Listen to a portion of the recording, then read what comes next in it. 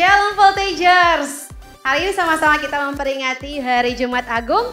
Welcome home, Kak Una mengucapkan untuk setiap kita hari ini selamat datang dan selamat beribadah. Kak Una juga mengucapkan welcome home untuk setiap teman-teman yang mungkin baru pertama kali join beribadah online Eagle Kids GMS. Untuk teman-teman, Kak Una gak bosan-bosan untuk ajak teman-teman yang belum join CG Kids. Teman-teman bisa lihat link yang ada di deskripsi box. Teman-teman, mari kita siapkan hati kita untuk memuji dan memuliakan nama Tuhan.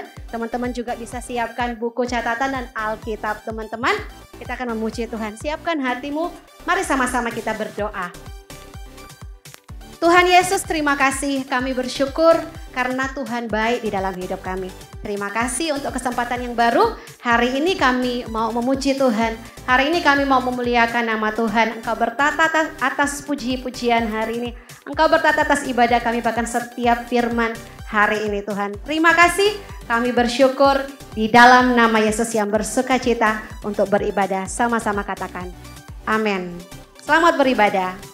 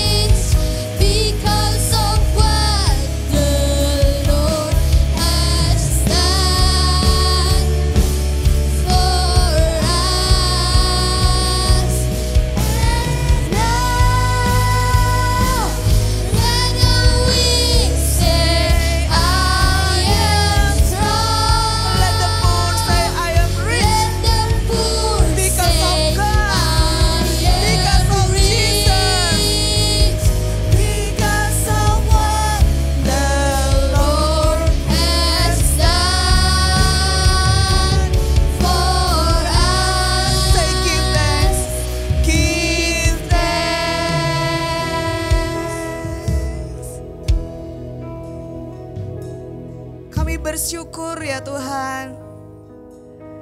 Hari ini bukan waktunya kami bersedih, tapi sungguh dari hati kami melimpah ucapan syukur. Tuhan, terima kasih.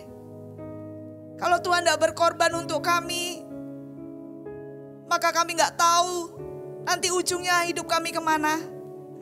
Tapi karena kami tahu Tuhan cinta sama kami, Tuhan sudah membuktikan kasih-Nya sama kami. Engkau berkorban untuk kami ya Tuhan, maka jaminan hidup kami pasti. Terima kasih Tuhan Yesus. Terima kasih Tuhan Yesus. Urapi firman yang kami dengar ya Tuhan. Biarlah hati kami ini siap. Biarlah hati kami ini mau untuk dibentuk. Di dalam nama Yesus kami berdoa dan bersyukur. Haleluya. Amin. Thank you. Teman-teman semua. Hari ini kita memperingati Jumat Agung. Ya, kalau di kalender kematian Tuhan Yesus.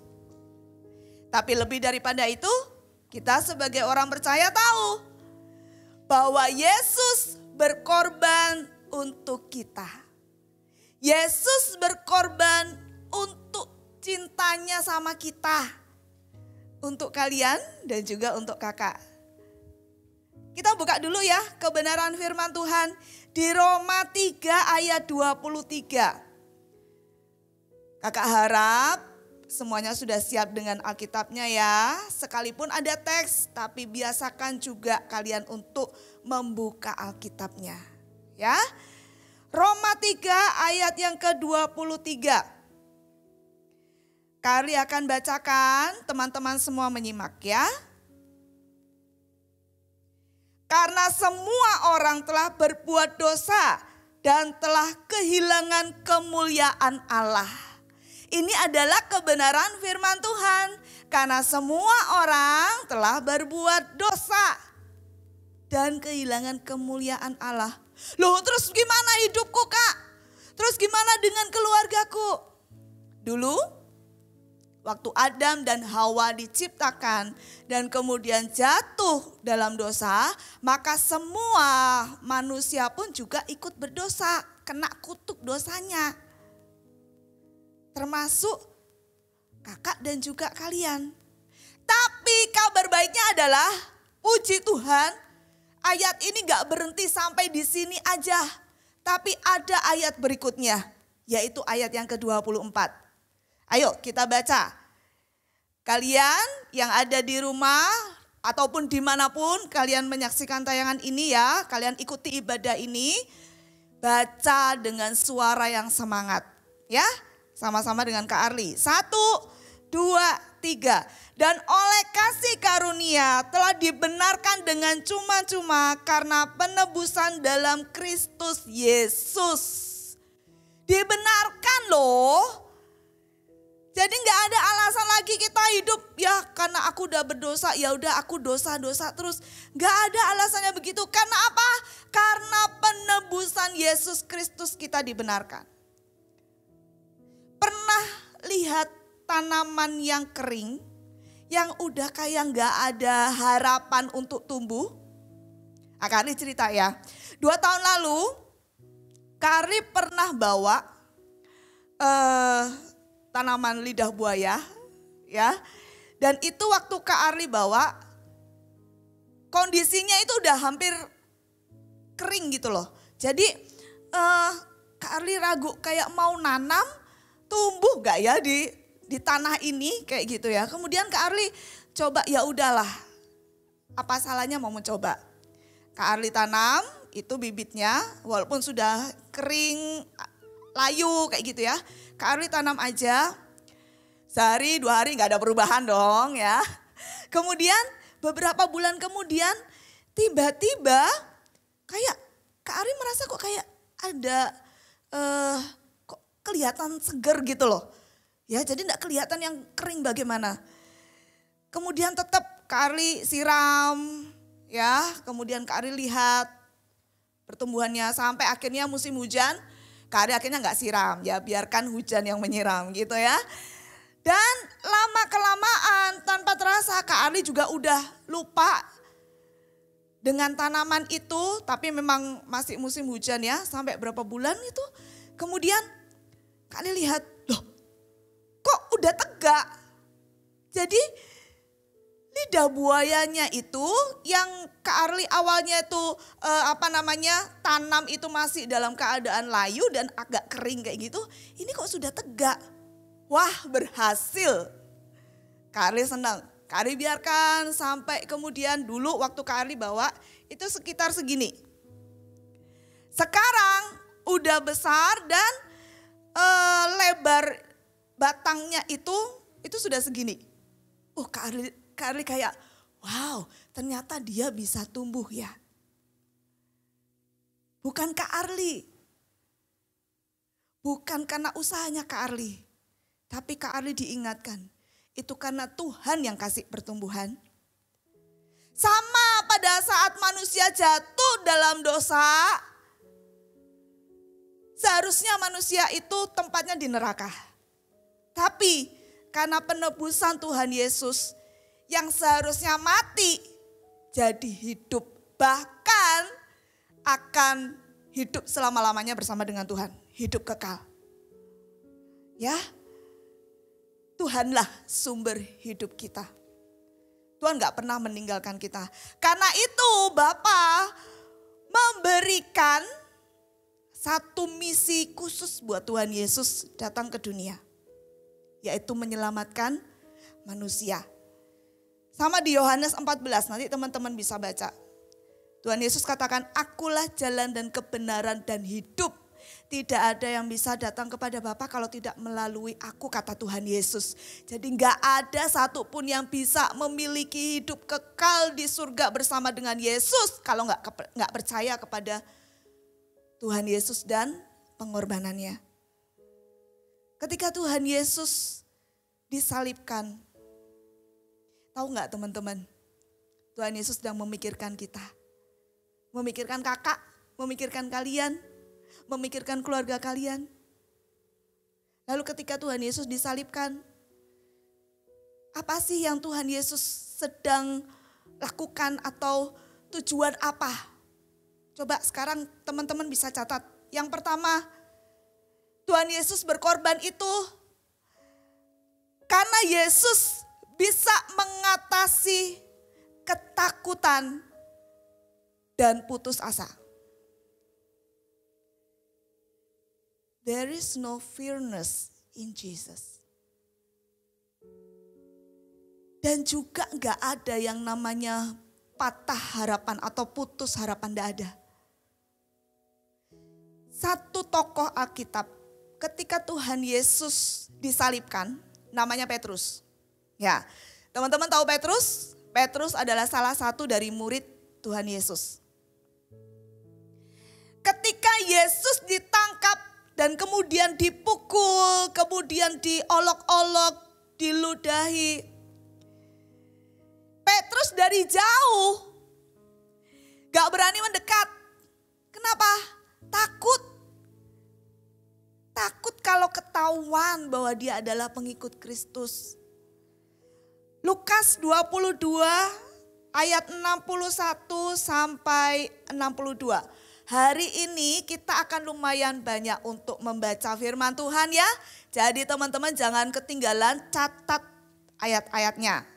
Kalau nggak sempat baca sama-sama sekarang ya. Lukas 22 ayat 61 sampai 62.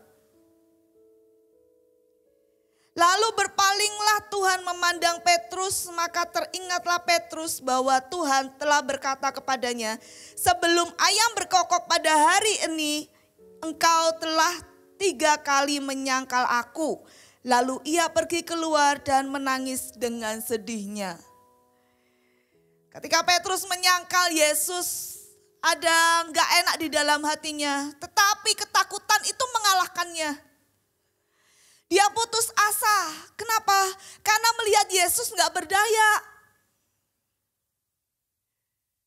Ketika saat itu kalau misalnya nih Tuhan Yesus melawan, mungkin dia masih ada kekuatan. Tapi Tuhan tidak mau melawan. Kenapa? Karena Tuhan memang mau berkorban, rela berkorban. Seutuhnya, semuanya hanya untuk menyelamatkan manusia. Petrus sudah diingatkan, nanti kamu akan menyangkal aku 3 kali. Tapi Petrus bilang enggak, aku enggak akan menyangkal. Ternyata benar. Dan dia kemudian merasa bersalah ketika Tuhan, ayatnya tadi ya, berpalinglah Tuhan memandang Petrus, maka teringatlah Petrus akan perkataan Tuhan. Nah disitulah Petrus merasa hancur hati, bersalah. Di saat itulah Tuhan seakan menegurnya dengan lembut. Don't worry. Jangan takut. Aku ada di sini. Kadang-kadang kalau teman-teman rasa khawatir, apa sih yang kalian takutkan? Apa yang kalian khawatirkan? Khawatir tentang masa depanmu. Khawatir tentang studimu. Khawatir tentang keluargamu. Khawatir tentang kesehatanmu. Dengarkan, Yesus mengatasi ketakutanmu. Yesus mengatasi keputusasaanmu. Asal datang sama Tuhan. Bukan malah menjauh. Bukan malah menyangkal, aku gak mau kenal Tuhan. Bukan. Tapi datang, dekat sama Tuhan. Mungkin ada kalian yang berpikir bahwa gak ada orang yang mengasihi aku ketakutan kalau aku gak punya teman. Jadi apa arti hidupku? Dan kemudian kau saat ini mau berpikir mau bunuh diri, stop dalam nama Yesus. Jangan lakukan. Jangan putus asa itu membuat hidupmu menjadi orang yang ketakutan. Jadilah bebas sebab Yesus mengatasi ketakutan. Dan Yesuslah harapan. Itu yang pertama. Yesus mengatasi ketakutanmu. Yesus mengatasi keputusasaanmu. Yang kedua, apa tujuannya Tuhan untuk berkorban buat kita? Yesus menemukan yang terhilang. Ya, yang kedua Yesus menemukan yang terhilang. Pernah kalian tahu nama Simon dari Kirene? Dia adalah seorang yang berada pada saat itu pada waktu penyaliban Tuhan Yesus. Dan Simon dari Kirene ini tuh baru pulang dari luar kota. Ya nggak tahu ya urusannya apa yang dia kerjakan waktu itu di luar kota. Nggak tahu persisnya, tapi ketika dia melihat, ketika dia ada di situ, tiba-tiba tentara-tentara memaksa dia untuk memikul salib Yesus. Kita baca ya di Markus 15. Markus 15. Oke, Markus 15 ayat yang ke-20b sampai 21. Itu judulnya Yesus disalibkan. Kemudian Yesus dibawa keluar untuk disalibkan. Pada waktu itu lewat seorang yang bernama Simon orang Kirene, ayah Alexander dan Rufus yang baru datang dari luar kota. Dan orang itu mereka paksa untuk memikul salib Yesus. Mungkin tentara melihat Yesus sudah kecapean dan tidak mampu, akhirnya memaksa seorang, dan itu adalah Simon dari Kirene. Apakah kebetulan? Kali rasa enggak. Karena Tuhan punya tujuan atas hidupnya Simon. Ya. Simon tidak mengenal Yesus, tapi pada saat itu Dia tahu ada di dalam hatinya siapa orang ini. Karena ketika dia menolong, ketika dia memikul salib Yesus, tentunya dia melihat Yesus kan, lihat penderitaannya. Kak Arli gak tahu ya apa yang terjadi kemudian di dalam hidupnya. Tetapi kok Kak Arli percaya ya, ketika satu orang diselamatkan, maka seluruh keluarganya juga diselamatkan. Teman-teman kalau baca tadi ya, ayah Alexander dan Rufus, siapa mereka? Ternyata setelah Simon menolong Yesus, memikul salib Yesus, bertahun-tahun kemudian Rufus ini bertemu dengan Paulus. Di mana? Ayo kita lihat sekarang ya. Ayatnya di Roma. Roma 16. Roma 16 ayat yang ke-13. Ini adalah surat dari Paulus kepada Roma. Ya. Kita lihat ayat yang ke-13. Salam kepada Rufus, orang pilihan dalam Tuhan, dan salam kepada ibunya yang bagiku adalah juga ibu. Seluruh keluarganya jadi orang yang diperhitungkan Tuhan. Jadi orang pilihan di dalam Tuhan. Yang namanya orang pilihan itu pasti orang yang berdampak. Orang yang punya pengaruh untuk bawa apa? Bawa orang-orang datang sama Tuhan Yesus. Kalau sekarang gimana orang yang terhilang? Orang yang belum mengenal Yesus. Orang yang belum sungguh-sungguh di dalam Yesus. Itu adalah mereka yang terhilang. Adakah kita sekarang merasa bahwa hidupku fine Kak? Aku gak ada masalah apapun. Ya sih saat teduhku memang bolong-bolong.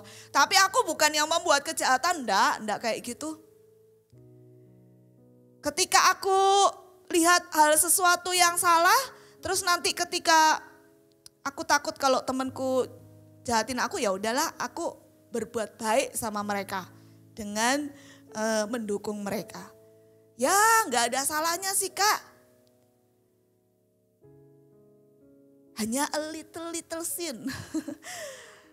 Dosa yang kecil, no, tidak ada dosa kecil, tidak ada dosa besar. Semuanya sama. Kalau kamu merasa hidupmu flat aja, kayak nggak ada sesuatu gairah, kayak nggak ada passion untuk lebih radikal sama Tuhan, maka kamu juga termasuk orang yang terhilang loh. Ayo datang lagi, balik lagi sama Tuhan. Berdoa lebih sungguh lagi, membaca firman dengan semangat lagi. Jangan jadi orang yang terhilang. Kalau mengikut Kristus, yang sungguh-sungguh. Karena apa? Karena Tuhan juga mau pakai hidup kita loh. Tuhan gak hanya rela mati di kayu salib, kemudian selesai, kita selamat, udah enggak. Tapi Tuhan mau kita juga jadi orang yang membawa teman-teman kita ini datang sama Tuhan. Memperkenalkan Yesus di dalam hidup kita. Mau gak jadi partnernya Tuhan? Menemukan mereka yang terhilang. Ajak mereka untuk ke CG. Ajak mereka untuk ibadah. Ajak mereka untuk saat teduh. Jadi partnernya Tuhan ya. Kak Arli juga mau. Kak Arli juga mau berjuang. Lalu yang ketiga. Apalagi? Misi. Keselamatan untuk manusia. Tanpa Tuhan Yesus berkorban. Yang ketiga adalah Yesus menghalau perasaan kesepian. Menghalau itu apa ya? Menghalau itu mengusir. Menolak perasaan kesepian. Yohanes 19 ayat 26 sampai 27. Yohanes 19 Ini yang Kak Arli sampaikan, ini tentang peristiwa ketika Tuhan Yesus disalibkan. Bayangkan ya, Tuhan Yesus mau disalibkan aja tuh masih sempat untuk memberitakan Injil lewat apa? Lewat kejadian-kejadian, lewat peristiwa-peristiwa. Saking Tuhan tuh cintanya sama kita. Yohanes 19 ayat 26 sampai 27. Ketika Yesus melihat ibunya dan murid yang dikasihinya di sampingnya, berkatalah ia kepada ibunya, "Ibu, inilah anakmu." Kemudian katanya kepada muridnya, "Inilah ibumu." Dan sejak saat itu murid itu menerima dia di dalam rumahnya. Ketika Tuhan Yesus di atas kayu salib, Tuhan tuh sempat loh memikirkan Maria, ibunya. Kalau Tuhan Yesus ke surga nanti Maria sama siapa? Yesus sampai berpikir begitu loh. Jangan sampai nanti Maria kesepian. Karena itu Yesus menghalau rasa kesepian itu dengan menghadirkan seseorang yang bisa menolong Maria, murid yang dikasihinya. Ya, di sini adalah Yohanes. Sehingga apa? Sehingga Maria nggak perlu sendirian. Gak merasa sendirian. Maria bisa bersama-sama dengan murid yang dikasihi Tuhan Yesus. Tinggal bersama-sama. Adakah dari kita yang saat ini masih merasa kesepian? Jangan cari kasih di tempat lain. Bahkan jangan chat dengan yang halusinasi atau yang tidak real, yang tidak nyata. Kayak apa itu, auto robot atau apakah itu yang biasa chat, kemudian bisa menjawab semua pertanyaanmu. It's not real, Jesus is real.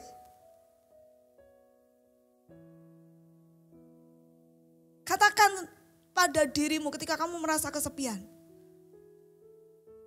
aku gak benar-benar sendirian. Karena aku punya Yesus. Yesus sudah kasih penolong buat kita.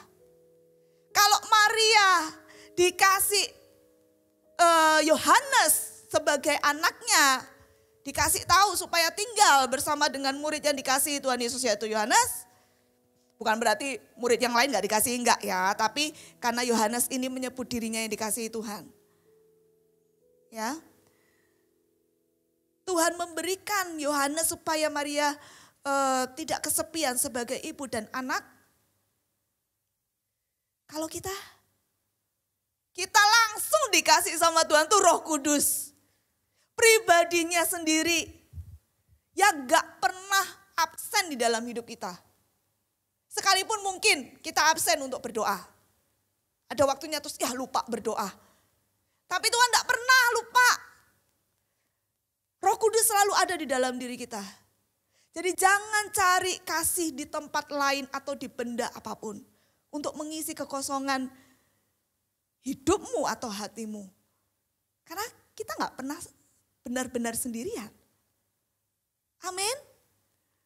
Ya, jangan menjadi orang yang terus merasa kesepian. Berdoa sama Tuhan. Minta Roh Kudus untuk memenuhi hidupmu. Ya. Lalu apalagi kalau kalian masih belum cukup, apalagi ya ketika Roh Kudus, Yesus sudah cukup buat kita sih. Tapi Tuhan Yesus juga gak akan membiarkan kita gak lihat siapapun. Karena itu kalau kalian merasa bahwa aku perlu nih, aku perlu juga teman-teman yang bisa dukung aku. Ikut CG, jangan absen. Tuhan udah sediakan teman-teman, kakak-kakak rohani. Datang atau join. Rasakan betapa Tuhan itu mengasihimu.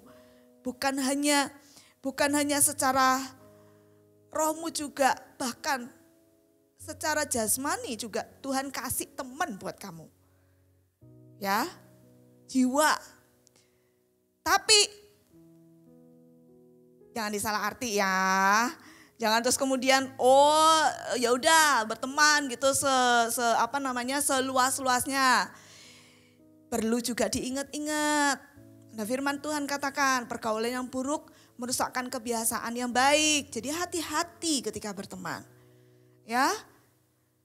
Saat temanmu itu membawamu kepada hal yang salah, kamu harus bilang, enggak.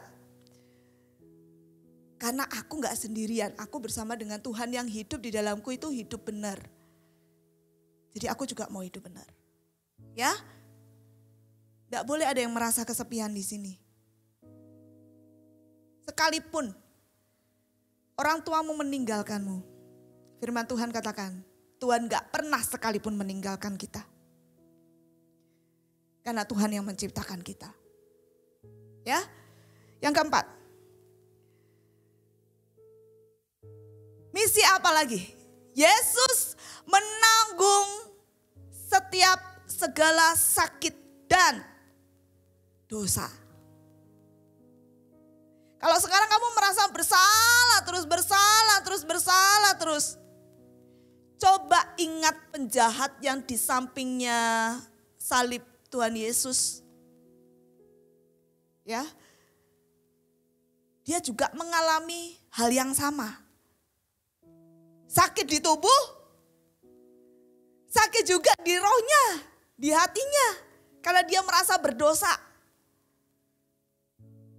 Kalau dia memang pantas untuk dihukum karena dia berbuat jahat. Kalau Tuhan Yesus itu mau dipukul, ditinju, disakiti untuk menanggung dosa kita.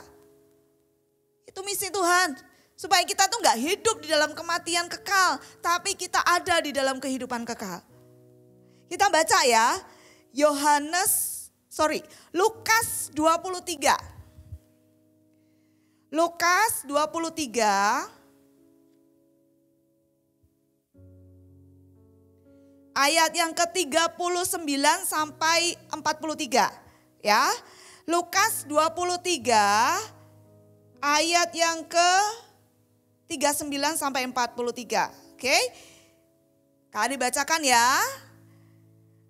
Seorang dari penjahat yang digantung itu menghujat dia, katanya, "Bukankah engkau adalah Kristus? Selamatkanlah dirimu dan kami." Tetapi yang seorang menegur dia, katanya, "Tidakkah engkau takut juga tidak kepada Tuhan, kepada Allah? Sedang engkau menerima hukuman yang sama? Kita memang selayaknya dihukum. Sebab kita menerima balasan yang setimpal dengan perbuatan kita. Tapi orang ini," maksudnya Tuhan Yesus, "tidak berbuat sesuatu yang salah." Lalu ia berkata, ini penjahat yang satunya tadi ya, yang bilang, "Kamu gak takut sama Tuhan?" Ngomong kayak gitu. Ya, dia bilang sama Tuhan Yesus, "Yesus, ingatlah akan aku apabila engkau datang sebagai raja." Kata Yesus kepadanya, "Aku berkata kepadamu, sesungguhnya hari ini juga engkau akan ada bersama-sama dengan aku di dalam Firdaus." Artinya bersama dengan Tuhan selamanya di detik-detik terakhir hidup dari penjahat itu.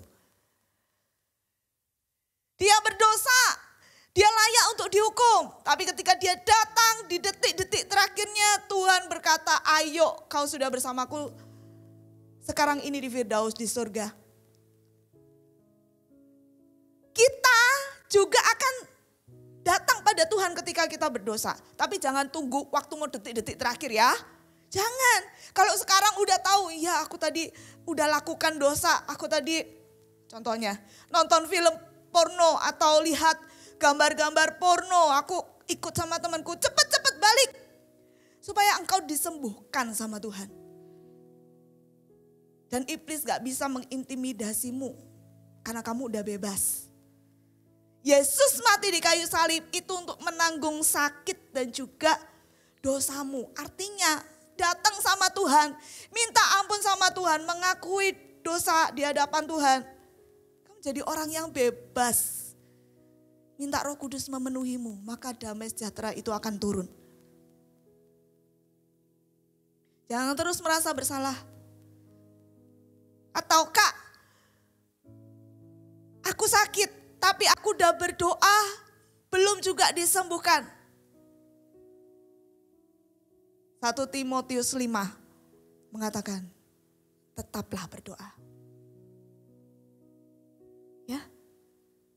Karena Tuhan punya waktunya yang tepat. Bukan karena mujizatnya kita mencari Yesus, tapi karena pribadi Yesus yang sudah berkorban buat kita. Amin.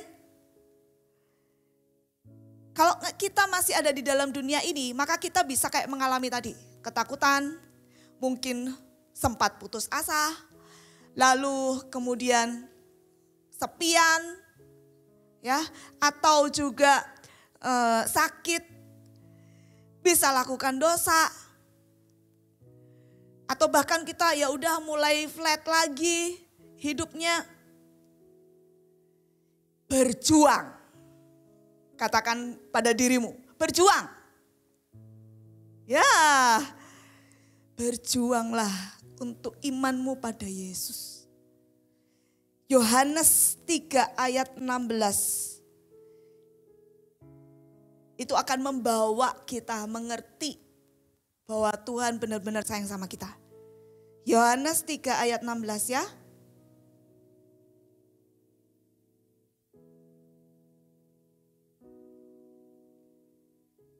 Yohanes 3 ayat 16. Ini dia. Mungkin teman-teman bisa hafal ya. Sudah tahu kok. Ini juga sering kali dijadikan ayat hafalan. Kalau teman-teman belum hafalkan, ayo hafalkan. Supaya teman-teman teringat di dalam hati dan pikiranmu.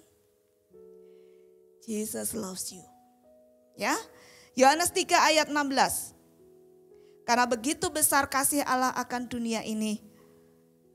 Sehingga ia telah mengaruniakan anaknya yang tunggal. Supaya setiap orang yang percaya kepadanya tidak binasa, melainkan beroleh hidup yang kekal. Yesus itu nubuatan loh dari Nabi Yesaya. Kita lihat ya, sebentar aja, satu ayat lagi ya. Yesaya 53. Yesaya 53 ayat yang keempat sampai yang kelima. Tetapi sesungguhnya penyakit kitalah yang ditanggungnya dan kesengsaraan kita yang dipikulnya. Padahal kita mengira dia kena tulah, dipukul dan ditindas Allah. Tetapi dia tertikam oleh karena pemberontakan kita. Dia diremukkan oleh karena kejahatan kita. Ganjaran yang mendatangkan keselamatan bagi kita ditimpakan kepadanya. Dan oleh bilur-bilurnya kita menjadi sembuh. Coba lihat di sini. Teman-teman lihat.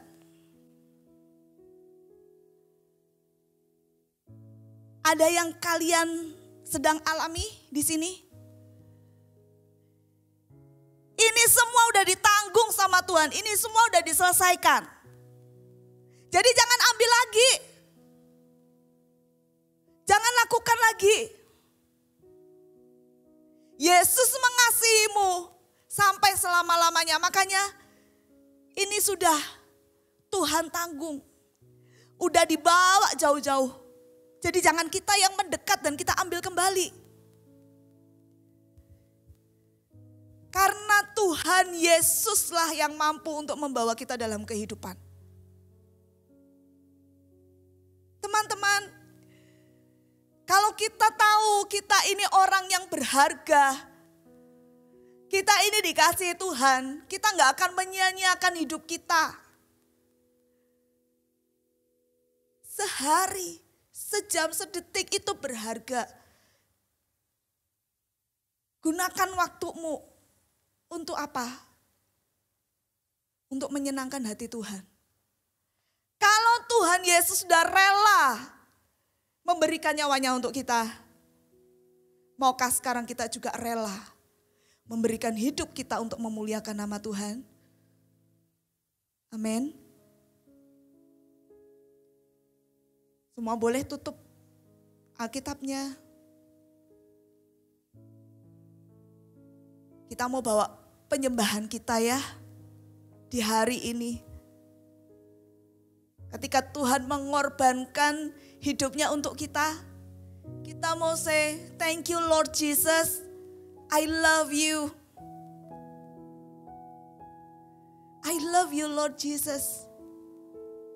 Waktu kalian tadi menyanyikan lagu yang di awal, Jesus is my favorite hiding place. Kalian sadar enggak? Itu adalah gambaran kita, kakak dan juga kalian. Kita nyanyikan ini ya. Kita nyanyikan ini mulai dari awal. Sama-sama. On the mountain top, you are here. Bahkan saat kita menangis, gak ada orang yang tahu. You are here, oh Lord Jesus. Lord, you are my favorite hiding place. Waktu kita berbuat baik, apa yang Tuhan Yesus lakukan? When I do the right, you love me. Tuhan cinta kita. Tapi kalau kita salah, you still love me. Oh, thank you Jesus. Tuhan tolong kami. Mengasihi Engkau lebih lagi.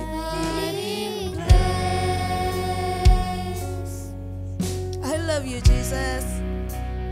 I love you Jesus. More than anything I have. More than anything I want. Forever I will worship you. 'Cause you love me first. You died for me on the cross. You welcome me as I am. You mean everything for me. I love you Lord. Jangan takut datang sama Tuhan. Relakan hatimu untuk dibentuk. Relakan hatimu untuk dibasuh sekali lagi dengan darah Kristus. Ya, when I do the right, when I do the right, you love me. Saat ini semuanya berdoa. Semuanya berdoa. You still love me. Kalau kau perlu mengaku dosa sama Tuhan ya. Don't worry. Don't be afraid. Jesus loves you. Say I love you Jesus. I love you Jesus. More than anything I have. More than anything I want. Forever I will worship you. 'Cause you love me first. You died for me on the cross. You welcome me as I am. You mean everything for me. I love you Jesus. I love you Jesus. More than anything I have. More than anything you are sweet. Forever you are sweet, oh Lord. 'Cause you love me first. You died for me on the cross. You welcome me as I am. You mean everything. I love you Jesus. Katakan dengan sukacita, katakan dengan ucapan syukur sama Tuhan. Terimalah keselamatan, terimalah pengampunan. Tuhan menyediakan tangannya untukmu saat ini. You died for me on the cross. You welcome me as I am. Thank you Lord. You mean everything for me. I love you Lord. Taruh kedua tanganmu di hatimu seperti ini. I love you Jesus. More than anything I have. More than anything I want. Forever I will worship you. 'Cause you yours.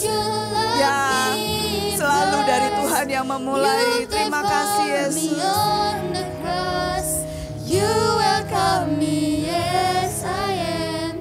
You mean everything for me. I love you, Lord. Angkat kedua tanganmu. Biar damai sejahtera itu saat ini turun ke atasmu dan juga keluargamu. Tuhan sudah membebaskan kita, bersyukur untuk itu. Sekarang waktunya kita juga merelakan hati, hidup, pikiran kita untuk dipimpin oleh Roh Kudus. Angkat kedua tanganmu. Biar Tuhan saat ini menjamahmu secara pribadi. Dimanapun kalian berada, kalian gak akan pernah lepas dari kasih Tuhan. Sekarang terimalah berkat dari Allah Bapa, cinta kasih Tuhan Yesus, dan penyertaan Roh Kudus. Percayalah kepadanya, pada Yesus Kristus dan pengorbanannya. Engkau akan selamat. Terimalah berkat ini di dalam nama Yesus Kristus Tuhan. Haleluya, semua yang menerima berkat sama-sama katakan amin. God bless you.